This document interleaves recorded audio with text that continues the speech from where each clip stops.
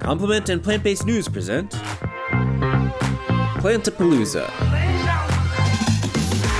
Join me in welcoming our latest headliner to the stage, interviewed by Complement co-founder Matt Tolman.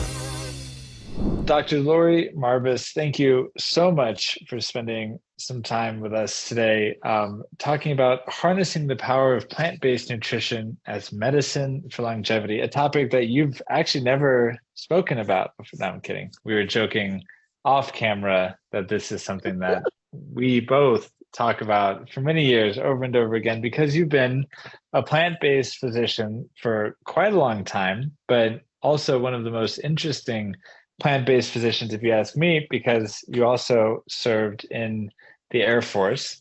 Thank you for your service. And you have an MBA. So you have like the triple threat: governmental, business, medical. I hope we can get to some of that. But I also know that the folks listening to this are really interested in your wisdom, because you are a board certified lifestyle medicine physician who's licensed in all 50 states. So for those listening, you can actually work with Dr. Marbas, which is super cool and something that I want to start doing. I'm not sure why I haven't abused you in that way. Maybe because I have too much appreciation for our friendship that I don't want you to know all my craziness when it comes to self-experimentation and blood tests and all that stuff. But thank you. I'm pretty good at experimenting on myself, so I think it'd be two kindred spirits. But no, if you can't have a friend that's a doctor in your pocket, I don't know why you'd even have a friend that's a doctor then. So, you know, me and my impending 5 kids, you don't want to be our doctor on call. I can only imagine the number of calls like, hey, we need, although we're not a big believer in antibiotics, so I suppose there's not much utility since you're in California, but definitely someone to like wrap a splint or like a cast or something. Yeah, I have a feeling we're going to have a couple of those, couple stitches. I've sewn up my own children. So, I can, maybe what I could do, Matt, is teach you some medical skills to even further your independence from, our healthcare system. Throw in a few stitches, a little super glue, fixes a lot of things. I've heard this about super glue. Yeah. Before we get too far off the beaten path, I gotta ask. So you sewed your own kids in your office, or like you at home had like, I hope, some sterile tools, or like this is like straight up sewing kit, thread, hold still, no Novocaine, right? Just like. Okay. Well, I was working in an urgent care center. I was doing some moonlighting when I was in residency, get a call from my grandmother. Jonathan fell into the fireplace, got a big old thing in his ear. I was like, bring him on down. I used some lidocaine and stitched him up appropriately. But I will say, the only time I took my children to the ER, they were admitted. So there were 3 times, 1 time in each of their lives. And so I knew the appropriate, threshold of like, all right, I think we need to probably go to the ER. But yeah, that's interesting times, good times.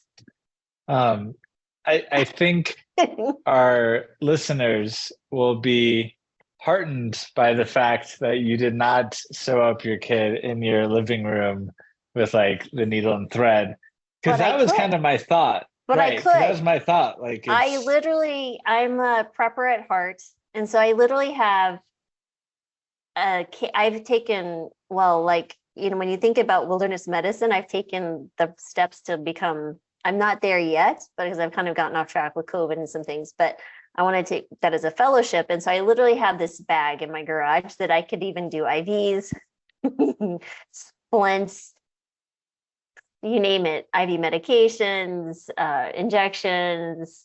Yeah. So gunshot wounds, I'm on it. It's all good. Okay, cool.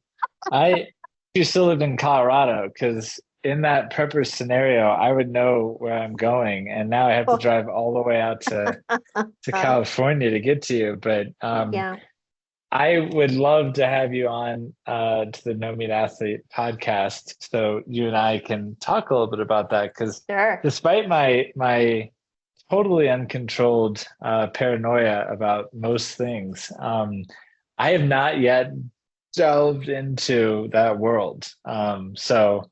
And I'm Yeah. afraid if I do, I'm not coming back. It doesn't help that I was in the military. So, they kind of prepare Right. you for impending doom and that you're kind of the last steward of protection.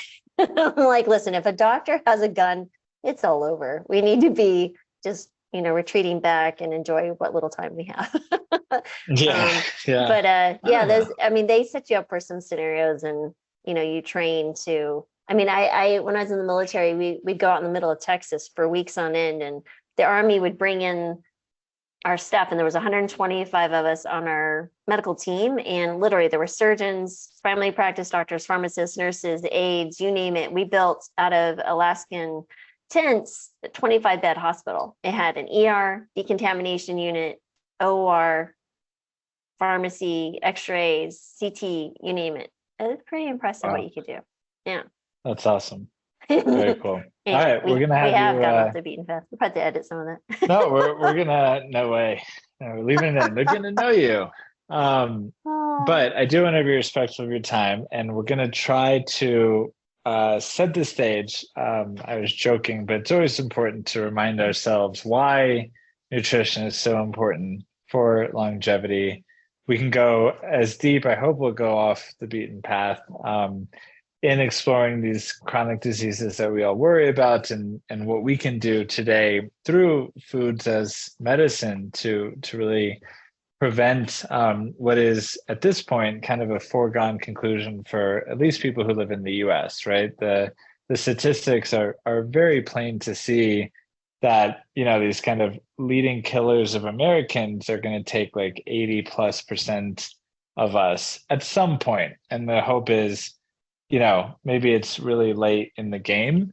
And of course, maybe we're the 20%. We certainly hope that we are, that can dodge these bullets, so to speak, trying to tie it back, bullet wounds. So with that, I'm really curious, what is in your prepper bag in terms of fresh fruits? I'm gonna steer the conversation. freeze dried Freeze dried. fruits and Okay. veggies. Yeah, you could do Okay. dehydrated as well. Oh, I've thought about this because I would love to like hike the like Appalachian Trail or Pacific Coast Trail or something. And I'm thinking, what would I utilize? So of course nuts and seeds, but yeah, you can do dehydrated foods quite well. Yeah. Not Yeah. Not. MREs. Those aren't good. They're miserable. I've heard that. Yeah. Today we're gonna get into this in the No Meat Athlete podcast. A whole plant-based prepper. That could Okay, be that's the next website. that could be. I was gonna say I'm gonna buy the domain. It's Plant-based happening. prepper. Oh my Um, heavens. it's a great brand in development. Sure. Why not? So let's start with those basics. Yeah. And I guess because I think most people who are listening to this are probably on the same page that diet and nutrition are really important for long-term health and for disease prevention. I'm hoping you can tell us why, because there's a lot of confusion out there with macronutrients, micronutrients. You need more fire, your microbiome. It's actually like anti-nutrients are the real issue. Like it's nightshades are the devil's candy, right? Like so Yeah. just kind of set the stage. Like why is nutrition so important? Why is plant-based nutrition so powerful? I think it really goes back to we need to understand what facilitates aging and what facilitates slowing down of aging, right? So you can accelerate it or you can de-escalate it. And I think we need to even just look at the current state of statistics in the United States is that our lifespan is decreasing, right? So it's decreased by, I think, 1 to 2 years, which is really sad, meaning that our children are expected to live shorter lifespans than us. And we're seeing kids, get chronic diseases now at a much younger age. For example, I spoke to a cardiologist in Texas this summer, And he said the youngest patient that he actually went and put a stent in a coronary artery, the heart artery, because of atherosclerosis or plaque in the arteries, was 22 years old. And I'm just sitting here going, well, that means that this child had started developing atherosclerosis as a very young child, or maybe even, before the baby was even born, right? Even maybe it was what the mama ate. And that's unfortunate, right? Because we're setting the stage for inflammation, which is the root of chronic disease, which is one of the things that will, cause aging to process. So if you think about the hallmarks of aging, you have our genes, right? So you have the accumulation of like DNA damage and mutations over time. Telomeres are shortening, meaning those are the little end caps to our genes. So we want to protect those. So, they shorten with each cell division. So when they become critically short, right, they actually cause the cell to die, or apoptosis. You have epigenetics. So epigenetics occurs, basically it's the switching on and off of genes. So that can occur even before, again, a child is born. Lifestyle factors are a huge piece of that. So that kind of begets the saying, genetics loads the gun, but lifestyle pulls the trigger. So if you can think about the epigenetics there. The loss of the ability to maintenance of protein homeostasis, right? With age, we see the inability of proteins to like fold and clear, damaged proteins. So that can lead to cell dysfunction. We also see some problems with like insulin and IGF-1 signaling. You have mTOR. Again, there's so many things related to that. Mitochondria, which are like our powerhouse of our cells. There's some loss of the function. And there's some things you can do food-wise to improve that. Oxidative stress, cellular damage. There's also basically cells. We used to think, that would replicate ongoing, but our typical cell, even stem cells, which are, we thought, forever cells, only replicate about 50 times, meaning that they basically divide and reproduce themselves. But you can get, at the end of that replication cycle, the cells are just sitting there and they have to be cleared away. So as we age, we lose that ability. And then again, we have problems with intracellular communication, cell-to-cell communication, inside the cell communication. So, pro-inflammatory issues, oxidative damage. So there's so many things that accelerate aging. The beautiful thing about a plant-based diet is all those things I'm talking about, there's some component of plants that either halt it or reverse it, or emphasize the good stuff and de-emphasize the bad stuff. So I think that's kind of where the beauty is of a plant-based diet versus someone who's eating a more animal-based diet that promotes aging and promotes inflammation. So those are, I think, the big parts of why a plant-based diet is so helpful with longevity and anti-aging. Good answer. Now I'm curious because it gives us so many ways to go. I mean, you mentioned, mTOR, was it mammalian targeted rapamycin, right? Where that's super fringy, all the way to, intercellular communication. You have obviously people promoting like the information theory of disease or aging, I should say. I'm curious for the person who just wants to be happy, probably first and foremost, and therefore wants to be healthy. Because I think, vibrant health is sort of the foundation on which you can build really lasting happiness. Because if you're sick, if you don't feel good, if your body hurts, right, or if you have deep concerns about a chronic condition, it's hard. And I think, that's why I more and more I come back to what are the things that are going to make us happy, and how do we balance that to ensure that we have health. And so I want to sort of set the foundation there to ask you a little bit about your habits. But first, just to kind of make sure to close off all those different avenues that we could open up. I'll start with a kind of fringe question, but I want to make sure people know that we're getting to the really actionable, important one. And that is, when you see these supplements that folks are taking to maybe it's like M&M or, and they're like these very specific cellular functions that we believe we can address by taking this very specific compound. And, as someone who obviously promotes very specific supplements, but very different type, right? Like a very minimalistic preventative type, right? Like omegas and B12 and vitamin D. There are these other ones. Do you think there's any merit to that? Do you think people should explore them for themselves? Or do you think we're going to find out in the future that we were maybe playing with some very powerful pathways that we didn't fully understand? Well, I'm a big, big fan of learning from our lesson, right? So if we just look over the history, it could be politics, it could be economics, it could be anything.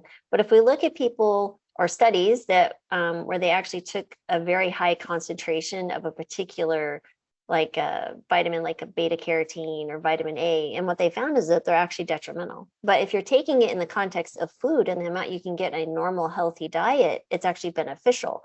So again, it gets to that reductionist component of a lot of researches or people's thinking is like, I just need the one magic bullet, when actually the magic bullet is in your produce aisle, right?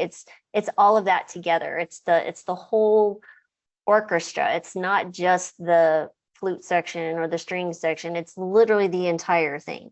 And so that's the important piece. And so there are a few things that we need to pay attention to, like you said, the B12 and vitamin D and low doses of the long chain amino omega-3s. But the things to keep in mind here is we want to be very careful about what we're doing when we start taking supplements, because they really do. They act in a specific way, and there's going to be ripple effects throughout your body. And many times we don't know what that is until there's many years of research. And then we're like, oh, maybe we shouldn't have done that. I'm like, well, we do know when we look across like the blue zones, what are people eating that live to be very functional, fully functional, like mentally, physically into their hundreds?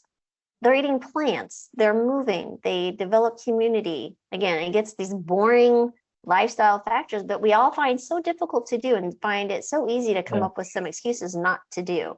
I will tell you, half of my visits with my patients are overcoming their perceived obstacles or objections.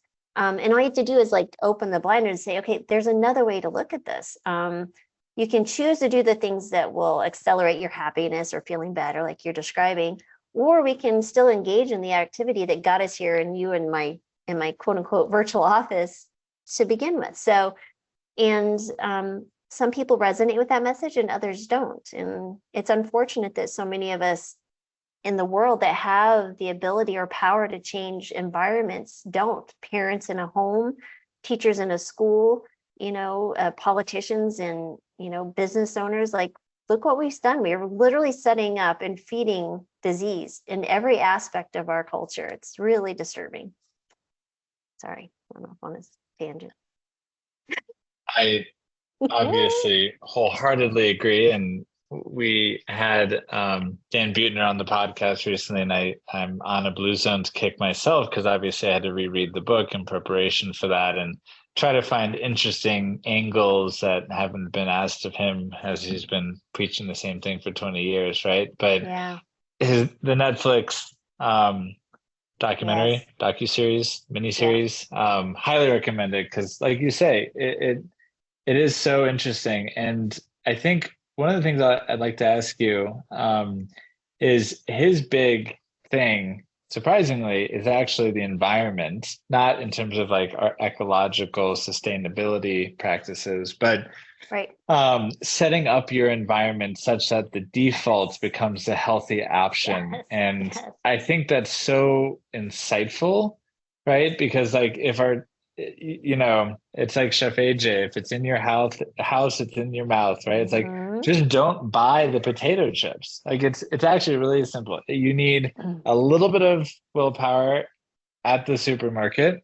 So don't go when you're hungry, and like, don't buy the things that you're going to regret having on hand, because you will eat them. So I'm curious, how do you set up your lifestyle? How do you set up your pantry, your habit? For those of us listening, myself included, who is by far, or I shouldn't say far from, who can always get more whole foods, right? Hmm. Because like, it's tough, right? And particularly with kids, and particularly if you're traveling, and particularly if you like indulgent food, it's really easy to be on that vegan junk food bandwagon. It tastes good. But it feels good to eat the whole food thing. It's just reminding yourself in that moment and trying to make it easier on yourself. What are some of the tips that you would offer? Yeah, no, I agree with you. It's the environment has been a very big piece of that. And it's been my message for a long time is that, home has to be your home, has to be your safe space, right? Because you're going to run out of willpower. It's super duper easy to run out of willpower by 8 o'clock in the morning if you have, your favorite sugary cereal in the pantry. So for me, I've never really had other than chips and salsa. Yeah, and the Girl Scouts Thin Mint cookies. Those are my two Achilles heels. But out of those, out of that, there's aren't in the house. I really don't have the indulgent, like foodie genetics, I guess, because I was raised in a Mhm. home that didn't have a lot of money. So we always ate pretty plain and simple staple foods. Like we grew our vegetables, we ate fruit in season. We had, of course, some cheese, but we had meat sparingly because it was like more expensive. So I think I was just fortunate in that way. We never went out to eat. So I never developed the habits of feeding anxiety or distress or, creating a habit around food too. And so it's just carried through. And so for myself, I'm a big fan of trying to get as much nutrition in my morning as I can. So I do a morning smoothie. And my thing, I'll tell you what's in that's boy, it's a big old Vitamix. I split with my husband every morning. So it's literally packed with green leafy veggies, you name it. I try to get the mix. Then I put in broccoli slaw and carrots and cabbage slaw. It's like 3/4 full of vegetables. And I'm like, I literally could punch veggies good down into the thing. Then I add my fruits. So I add strawberries and a banana and dark tart cherries, sweet cherries, blueberries, and pineapple because I just like pineapple. I might throw in some graham flax, some amla. Um, what else have I known to throw in there? Super beet powders, just some different things like that. And then I add in some soy milk because soy has so many wonderful properties, protein and the phytoestrogens, and I blend that up. So that is my morning smoothie. It's been like that for many, many years. There may have changed a few of the elements, but pretty much the same. I find it tasty. Everyone who's tried it tells me it's tasty, but they may just be nice to me. I don't know, but I feel amazing when I do that. And then for the rest of it, making it easy. So if you're tired, that you have these elements, maybe you batch cook, right? So we'll do like I just finished my bowl here. You can see it's yellow. I had some yellow split pea soup that I made because I was craving Ethiopian food, and there's not any Ethiopian food around here. You have to drive like 2 hours. So I tried Injera. I failed my experiment miserably. I'm still working on that. But just creating like things that you can warm up the next day, be it lentils, some grain, some sauces, a variety of things, having frozen fruits. I also I will say there are some quote unquote processed foods that I do like the meaty or meati, I'm not sure how you say it, but MEATI, it's made out of mycelium. It's like 98% mycelium. It's a Boulder company, made from mushrooms, basically high protein, low calorie, low fat, no saturated fat. And I was like, this is amazing. It tastes good. So there's a crispy one. I don't recommend that one, but I do, for someone who's looking for a little bit more hearty things, I've added it to bean chilies and Mexican food. Yeah, so I think just having your kitchen one set up to save time in preparation. And because if you want to save money, you're going to buy the whole carrot, not the peeled or shredded carrots. You'll buy the whole veggies. So make sure you have sharp knives. I've had my Vitamix now for 12 years. And just so you're just creating a place that it's enjoyable to cook or prep food. And I've just always been in the kitchen. So that's where I raised my children. They were raised in the kitchen and they knew how to wash dishes. And there's no harm in having your children do things. And just like cleaning the bathroom. They clean the kitchen. They help cook food. We'd go shopping. I have a thing on my website, drmarbas.com, and there's 5 free, what I call foundational courses, and it talks about how to get kids to eat vegetables, 57 tips. I'm from a mom who's tried and true. My oldest is almost 30. All plant-based kids. And then, how to save time in the kitchen, how to go plant-based in 7 days, how to improve your immunity. And then I speak to also the emotional component of overeating and food addiction. So those things alone, if you can address those things, but a big part of it is, like you said, setting up your environment to make the healthy choice the default choice, because there really is no other choice to make, because I'm too lazy to go drive and buy something.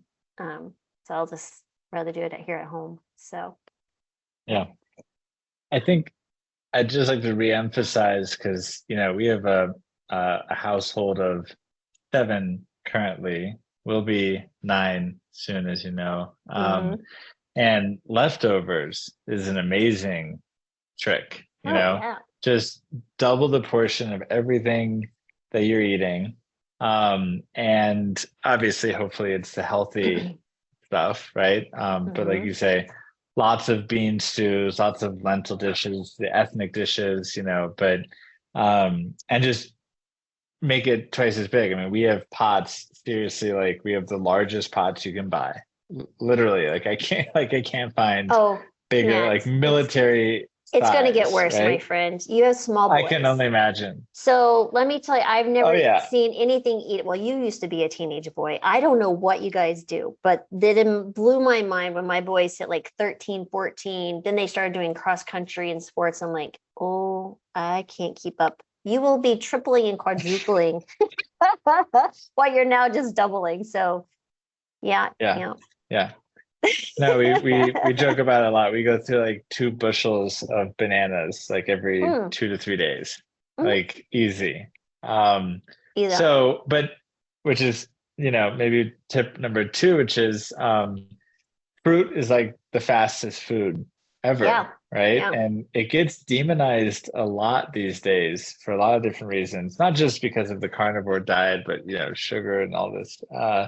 And it's just a wild thing to me because, you have people like our friends, Robbie and Cyrus over at Mastering Diabetes, who are 2 people, also involved in this summit. And we just spoke to Cyrus yesterday, and it's an amazing thing. He's eating tremendous amounts of sugar in the form of fruits, right? And you'd always say like, wait, he's diabetic, that can't be healthy. And yet he is managing his disease in a way that all of us should be really humbled by. So anyway, I'd say, fruit's always a great hack. And then of course I am known for the 64-ounce smoothie that's usually like brown because of the different veggies that I'm putting in there. Cauliflower. I put cauliflower too. Forgot about that one. Cauliflower is a great go-to. Broccoli is like literally the only one that I really, like you say, carrots, broccoli slaw, fine. Any type of green, obviously, cauliflower, beets, even, get a little earthy.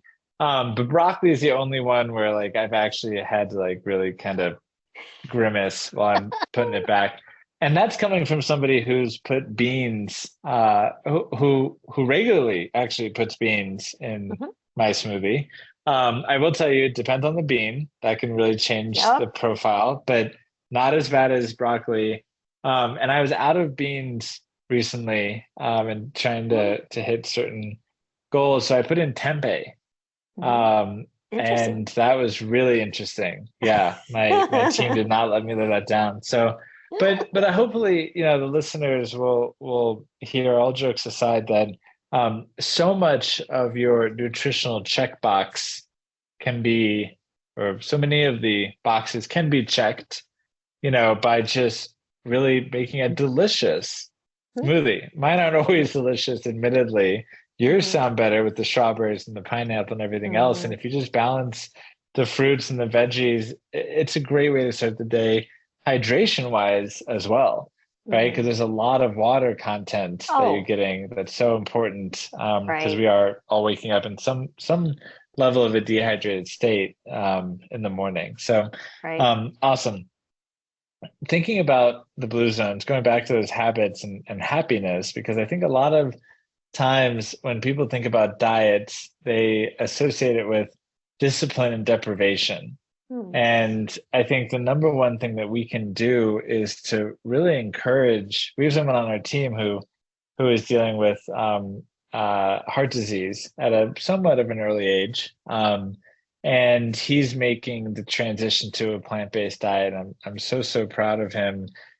But it's interesting because it's taking me back 10 years to kind of that early phase of like, is pasta healthy? And like what kind of pasta? There's chickpea pasta. Is that healthier? Because he wants the same satiety,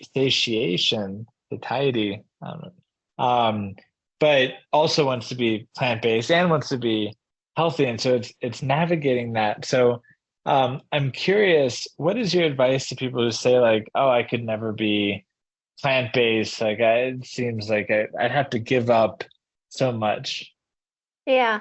So, there are many excuses that people will have about wanting to fully transition to a plant-based diet, although I feel like the bigger the ask, the bigger the impact, right? So I'm a firm believer that moderation kills, and I'm very blunt with patients. It really does. I mean, if you want 100% of the effects, you're gonna have to dive into the deep end of the pool, right? And Yeah. so when it comes to discussing, oh, I don't want to deprive myself of this, I'm like, well, let's step back and see what you're actually depriving yourself of. If we actually put this in focus, you're actually depriving yourself of chronic disease, early death, and pain and inflammation. So there's that piece. And when you're talking about taste, I'm like, well, how many meat choices, the animal products that are non-meat based? So you have eggs, you have cheese and dairy products, you have poultry, pork, beef, different things. Like, so, okay, there's probably less than 10. And I'm like, versus the thousands and thousands of plants, right? So each of these come with a different variety of flavors and colors and ways to cook them.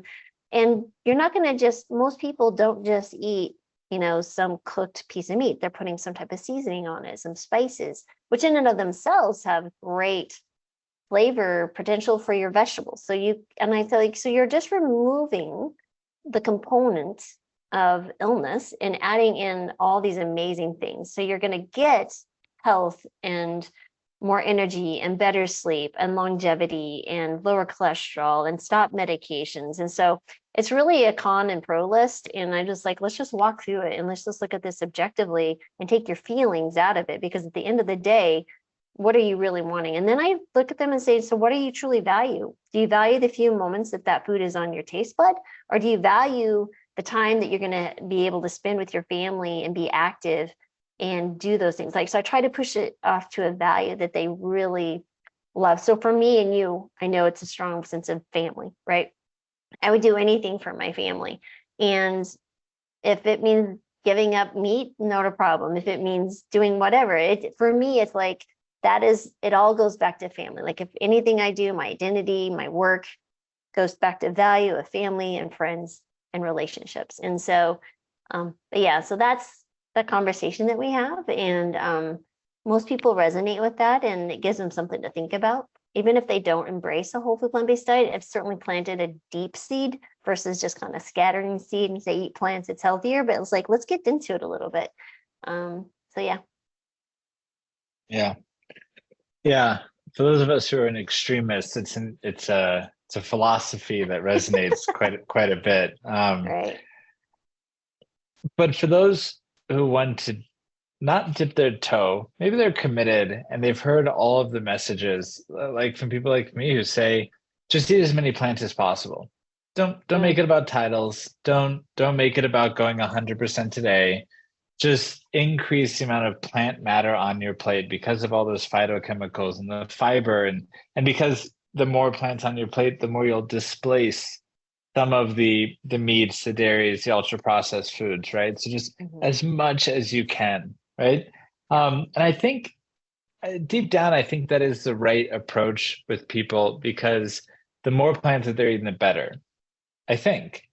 But I'd love for you to share with us, kind of the medical or scientific argument. Like, do you have to go percent? Can you get 90% of the benefits at 90%? Is it sort of like a, sort of like a triggering threshold where like you have to get to like 75% whole plants to like see some changes because you'll be reducing your A1C and you'll be reducing your weight and you're getting that fiber up in your microbiome? Or is it like, no, man, you got to get to like 99.9%, or else, I don't know, maybe it's like alcohol, right? Like, if you're not going to have the flourishing microbiome, if every 3 to 4 days you're having, grain alcohol, because like, hey, alcohol kills bacteria. We all know that, right? So like, if you really, so maybe it's a poor analogy, because certainly I would encourage people like, yeah, if you can just cut it down to like one drink a week, that's probably really good for you for a whole host of reasons.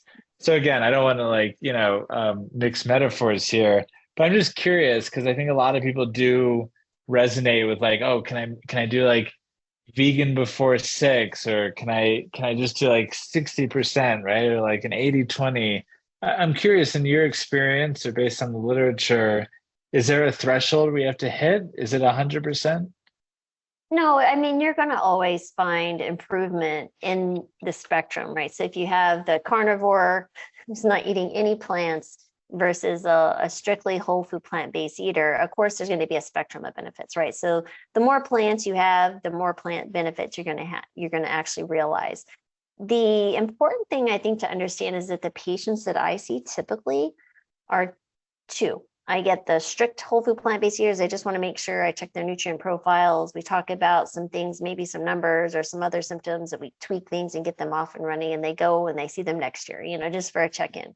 But then the bulk of my patients, who are mostly type 2 diabetics, are older, middle-aged women who are really struggling and they're sick, right? So my antidote for illness is a whole food plant-based diet, right? So you don't go into your doctor and say, doc, I have high blood pressure, so I just want 50% of that blood pressure medication so I don't get 50% of the side effects, right? So this is how I see it. It's a prescription. I'm going to tell you to consume the whole thing, right? It's a prescription. I need you to partake fully. And now there may be increments of how someone brings that into their life, but I try to say, if someone wants to go in all overnight like I did, or they want to do 2 or 3 weeks, but I'm like, I put a timetable on it, right? I put a deadline.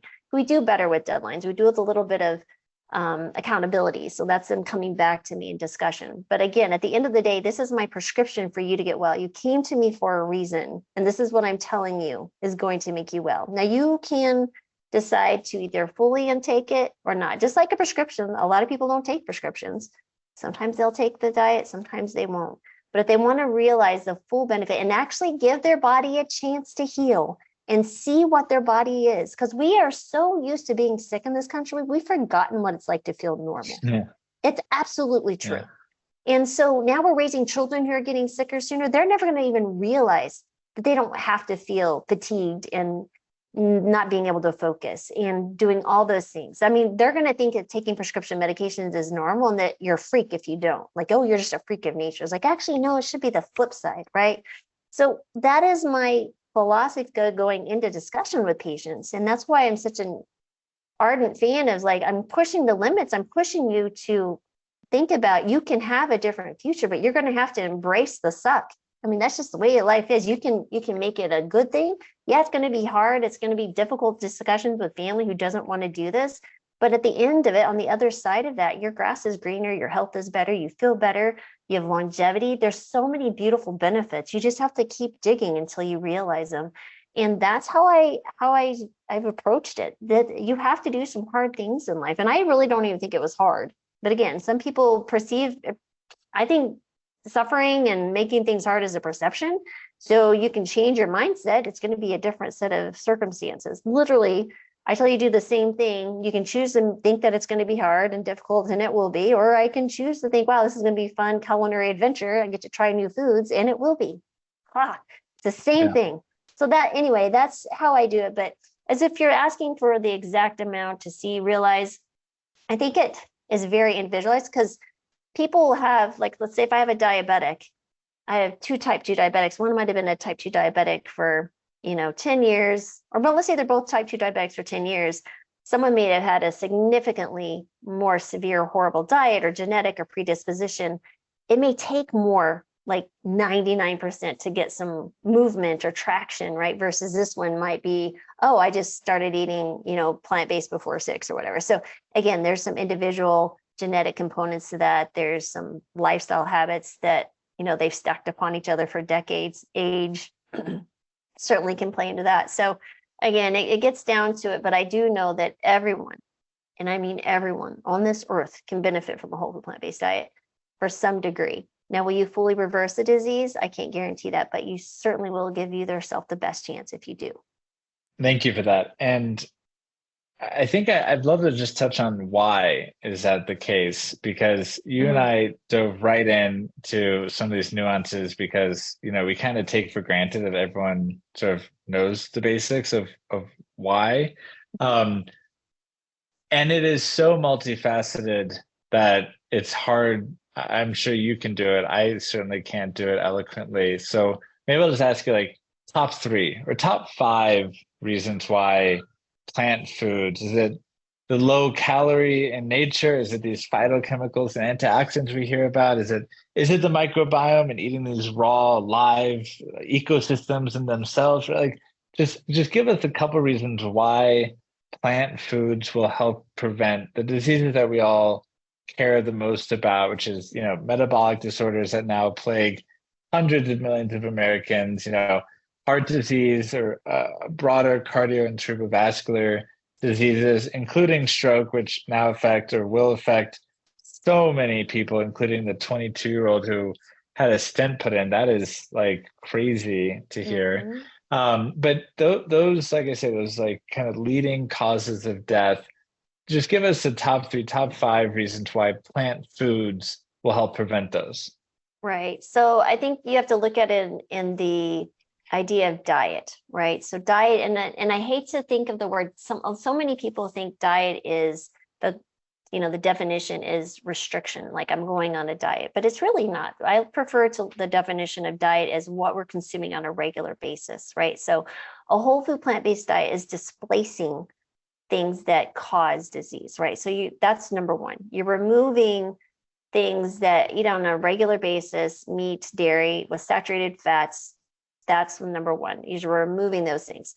The plant-based diet is lower in saturated fats, which is one of the drivers for atherosclerosis, inflammation, things like that. So removal of the saturated fats, and it is a hypocaloric diet, right? So now we're not dealing with calorie restriction in the sense of, I have to watch and weigh my food. For the most part, now not everyone, for the most part, you can eat an abundance without watching your calories and do wonderfully well and lose weight. Now, some people prefer to eat a lot too many nuts or some other things, and they may struggle with some weight loss, or they add oils, which I'm not a huge fan of. In certain cases, it might be okay. But that's pure fat, liquid fat. It's a whole nother discussion. But anyway, so you're eating a hypocaloric diet, so you can eat to satiety. There's many things that can occur with that. Plants are natural. They promote the GLP-1, bless you, that you're taking these drugs for. It's anti-inflammatory. So that's the other piece, is that we have to think about the antioxidants, the phytochemicals, the flavonoids, all these things that plants have naturally, right? So they're pulling up nutrients from the earth. They are fighting off, because they can't run and hide from predators. They're fighting off things. So they're building these wonderful things that we get to eat and enjoy. So there's this plethora of plant nutrients that are so beneficial to us. So how many is that? So it's anti-inflammatory, low saturated fats, hypocaloric, removing things that are going to be causing disease. And honestly, I think the other piece of this is that you're exactly right. That you would kind of mention, it was the microbiome. I love speaking to the microbiome, and sometimes if people are adverse to hearing eat a whole food plant-based diet, I was like, okay, let's just try to up your fiber to 50 grams a day. And by the time they get to 50 grams a day, there's not much room for anything else. Yeah. And so, a fiber, I was like, you're eating a fiber deficient diet. Okay, let's up your fiber. And guess what? Fiber only comes from plants. Let's talk about that. And so, again, I think there's so many wonderful reasons, but I think the ones that people will resonate with most is decreasing inflammation. They understand that inflammation causes pain, that causes, they've all heard that inflammation is the root of chronic disease. So just even focusing on those things alone, or building your microbiome, building diversity in your gut, the little microbes that outnumber us, literally the cells in our body, is a wonderful way to approach that discussion. But there's just, it goes on and on. The list is just incredible. So, yeah. Yeah. Thank you. I would have gotten yelled at later had I not covered the basics. So sometimes we take it for granted, but it's always good, even for me, someone who's been immersed in this stuff for a decade, that you even mention things that I forget about, right? That I forget about because, it's just so normal. So I'm going to ask a question that is reductionistic in nature. And forgive me for that, but we are operating in a mainstream culture that likes percentages. It likes to talk about macronutrients. And maybe I'm leading the witness here, but feel free just to say eat more plants. That's cool. But I still got to ask the question. Firstly, if you are trying to lose weight, or obtain an optimal weight, or you're trying to gain weight, right? You're trying to build muscle. Maybe you're, a competitive athlete, or you've got a high schooler that, you want to make sure is growing their musculature. How does that change the prescription? As you say, it's a prescription. And maybe help us contrast that with what a longevity diet, which you've been addressing, which maybe is a little lower in calorie in nature. You're not trying to push macronutrients. You're not, like me, trying to add beans to your smoothie because you want a whole food, high protein source, right? So just help us think. Oh, and weight loss on the other side, right? Maybe weight loss correlates a little closer to a longevity approach. I'll stop there. Yeah. So, so the macronutrients of concern are always, your fats, carbohydrates, and your protein. And so when you're looking at it from the lens of longevity, there is protein restriction has been shown again and again to actually promote longevity, right? So, that will get back to looking at a 0.8 grams per kilogram, which ends up being like, 46 grams for females, 56, 57, somewhere in there for males.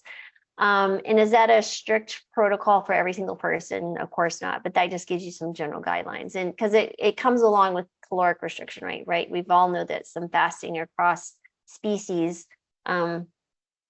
limited on humans, but it does prolong longevity, right? And so, but then we got to look at it in the real world scenario. Majority of people looking to lose weight, what would be the ideal protein scenario there to maintain muscle mass?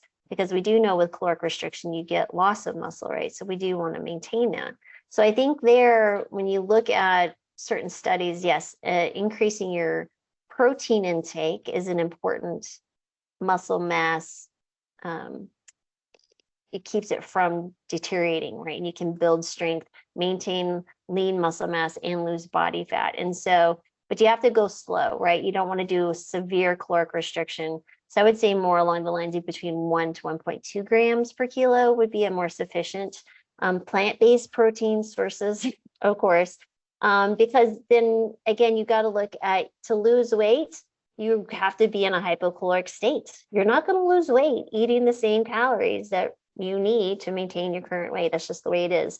So that's where I would adjust the protein component. And also with age, they found that those who are over 65, they really should have closer to 1 gram per kilogram of weight to prevent what they call sarcopenia or muscle loss, but again, with that comes the understanding that we also need to encourage those who are in the wiser years to start really focusing in. They should be long-term, but resistance training, right? So ideally, you're doing 3 days of some type of aerobic training, 3 days of some type of resistance training, give yourself a day of rest and hit it again.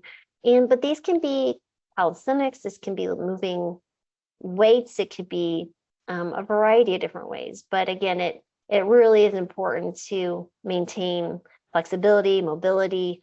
And so longevity has also been looked at in the sense of, your leg muscles, how strong they are, lots of interesting things. So I think in the context of weight loss, you need to up your protein, a little bit slower calorie deficit will help you be leaner, and maintain as much as you can muscle mass. But it is a balance, and it would be something I would probably measure weekly, to see how you're doing. And I will also add for people trying to lose weight, as you mentioned, our elders, but there's some really good science out there that suggests doing weight training while you're losing weight will help maintain muscle mass even while you're in a calorie deficit, and so you don't Absolutely. awesome. I am supposed to ask you what foods to target for optimal long-term health, but I think we've talked about that sufficiently. Lots of whole plants. Right. I would say for longevity speaking, four that I want to make sure I'm getting daily. Well, not necessarily daily, but nuts at least 3 times a week, right? Walnuts, pecans, almonds, whatever, handful 3 times a week. Your greens, dark green leafy vegetables. There are so many benefits to dark green leafy vegetables. They're like incredible. They're nitrates, they detoxifying enzymes, so many things. And then berries, right? So strawberries, blueberries, you name it. Those are daily. And then beans. Beans, if you look across the blue zones, is one food associated with longevity. Great sources of protein, resistant starch, building that microbiome. So those would be the 4 foods, which is, if I only had to eat 4 foods, those would be the 4 foods I'd eat on a daily basis. Like I'll eat, so feel really good about that. And some Beyond sausages from time to time, and some vegan cheeses from time to time, and some garbanzo pasta. But aside from that, it's literally like my day is made up of those 4 categories that you meant, and then it's like family dinner. My wife's a great vegan cook, and she's a but to each their own, I suppose. Yeah, I mean, you got foods to avoid aside from too. the ones. Go ahead. Yeah, there you go. We get those in the dinner hour. But actually, it's a perfect segue. So, what foods to avoid? So we covered animal products. But anything that really stands out to you? Maybe potato chips, French fries, all the things we love. Alcohol. Oh my goodness! We could talk an hour alone about alcohol, an hour alone about processed foods, and so literally, So there's an unhealthy plant-based diet and a healthier index type of plant-based diet. So the more unprocessed, unrefined that plant food is, the better it is for you. So now you take the white potato, which is already a higher glycemic food in and of itself, you chop it up, you throw it in a fire. So you're combining deep oils, which are not good, with especially in the frying situation, high heat, and the potato chip is probably some of the worst foods for you besides like cheese.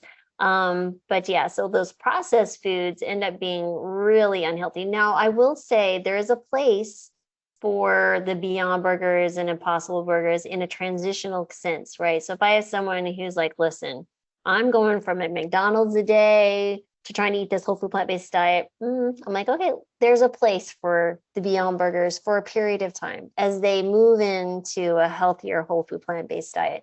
And they are certainly healthier than the meat variety of their counterparts there in the meat aisle. So it really gets down to the high sugary drinks, right? Your carbonated drinks like Cokes and Dr. Pepper or whatever your, label of preference is. Actually, coffee can be very good for you in longevity. There's some interesting studies with coffee, probably 2 to Yeah, I 3 have cups seen a that. day. And so, but it's what you put in your coffee. Can you avoid the milk? Throw in some soy milk, then you might be okay. So we're not. Yeah, Sorry to interrupt you, but we're not talking about the Jesus. What was it? I think it was like Dunkin' Donuts. I Starbucks. just saw this thing. It was a Dunkin' Donuts like medium mochaccino frappe, whatever it called. It had 240 milligrams of sugar. Oh, I'm like, I haven't had 240 milligrams of added sugar in like a year combined. And that's one drink by the way, that's not cake, or at least you're chewing it and like slowly dripping that into your bloodstream. That's like liquid.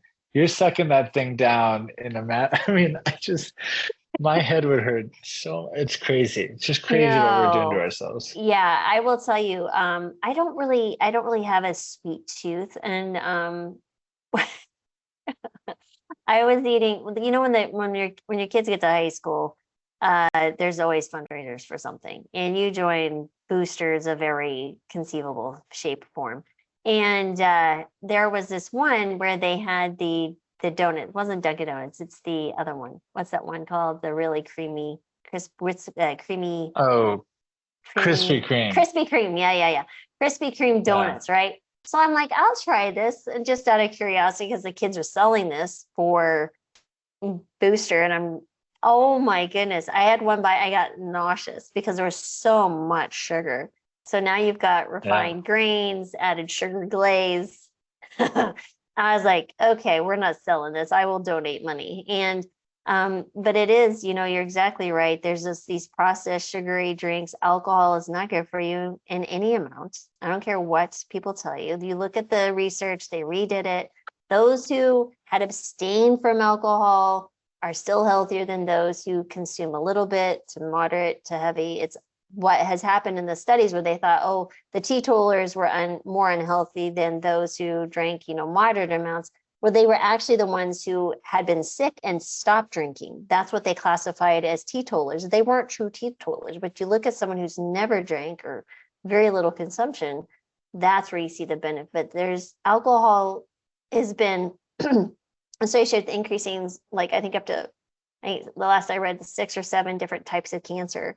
So no, thank you. Cancer is not something I need to help promote in my body. And that's the one thing. I mean, I can measure my blood pressure. I can go get a CAC score where, see what my heart disease, my cholesterol.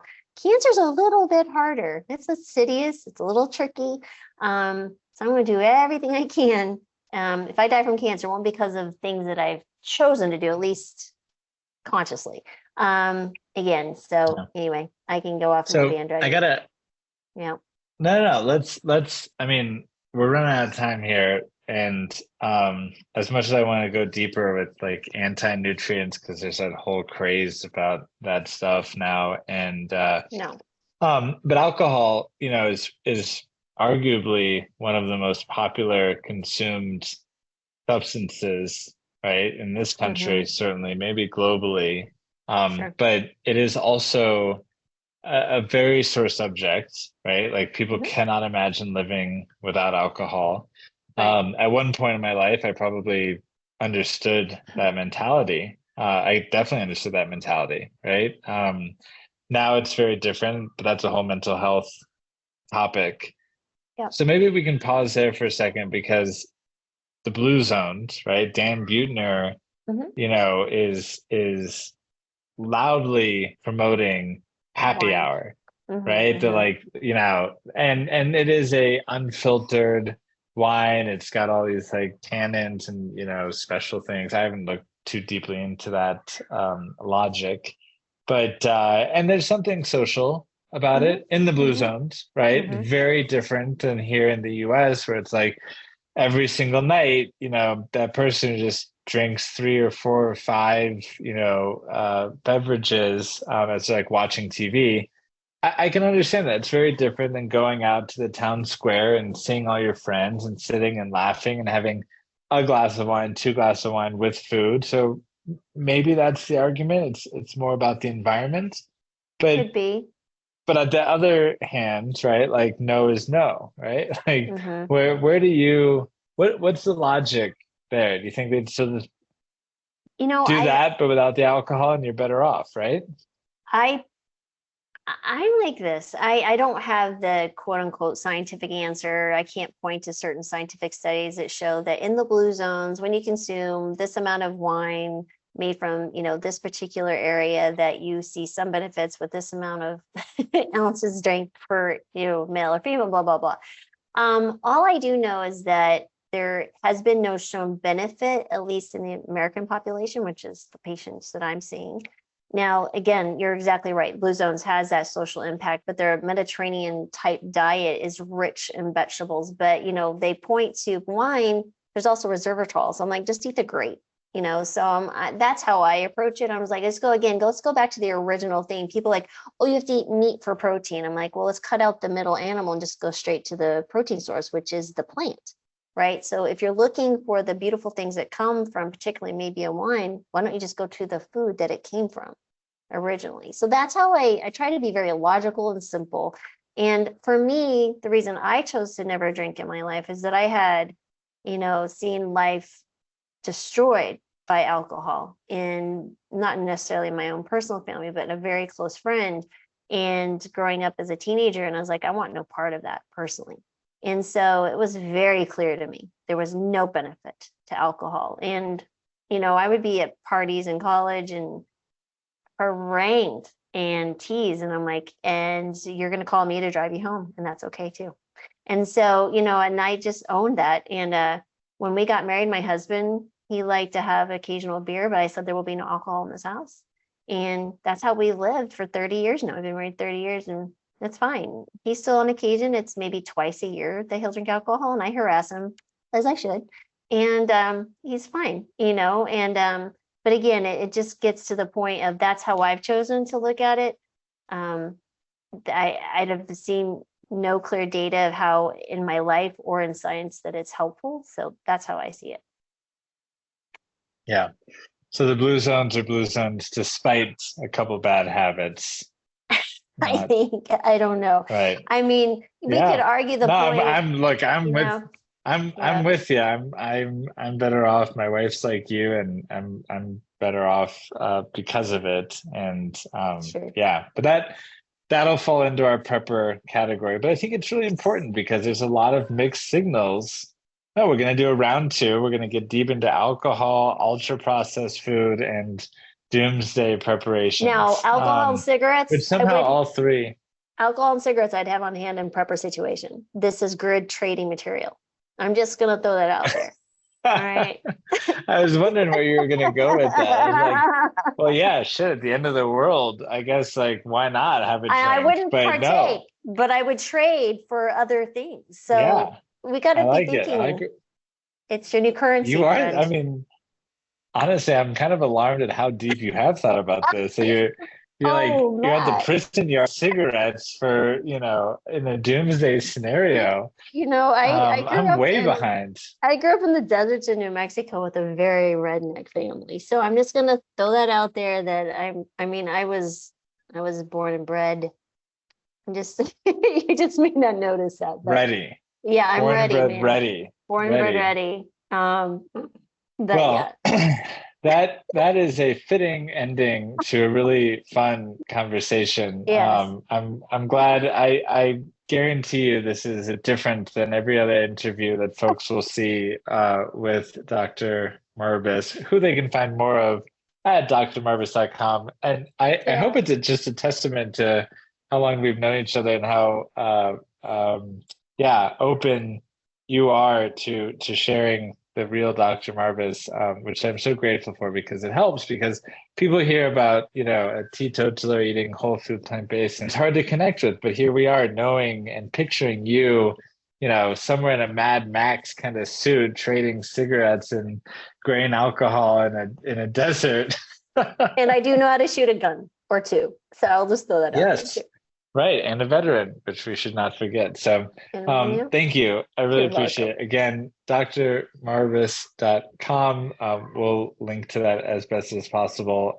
Licensed in all 50 states. So if folks want to talk to you, and DC, I forget about DC. Sorry, DC. What about Puerto Rico?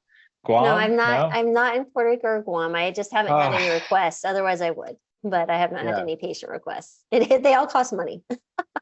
Yeah, fair. It's an amazing thing, and I hope people will take advantage of tapping Yeah. into your insights on an individualized basis because I know you've touched so many lives as such. So, thank you again for your time. I really appreciate it. No, thank you for having me. This was a lot of fun as usual.